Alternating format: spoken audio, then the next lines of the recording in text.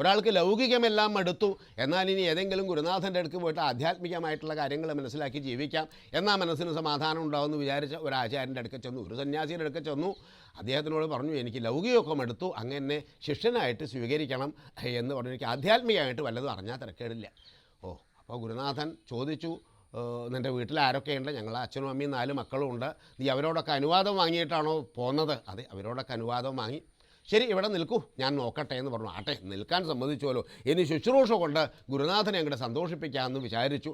അപ്പോൾ പറഞ്ഞു കൊടുത്തിട്ടുണ്ട് ചിലരെ, ഗുരുനാഥൻ്റെ അടുക്കൽ ചെന്നാൽ രാവിലെ പുലർച്ചെ 3 മണിക്ക് എഴുന്നേൽക്കണം, ആശ്രമം വൃത്തിയാക്കണം, എല്ലാം ഗുരുനാഥന് വേണ്ട പൂജയ്ക്കുള്ള സാധനങ്ങൾ ഒരുക്കി കൊടുക്കണം, പിന്നെ ഭക്ഷണ പദാർത്ഥങ്ങൾ തയ്യാറാക്കണം, രാത്രി ഗുരുനാഥൻ ഉറങ്ങിയാൽ കാലൊഴിഞ്ഞു കൊടുക്കണം, ഗുരുനാഥൻ ഉറങ്ങിയിട്ടേ ഉറങ്ങാൻ പാടൂ, ഇതൊക്കെ ആരോ പറഞ്ഞു കൊടുത്തിട്ടുണ്ട്.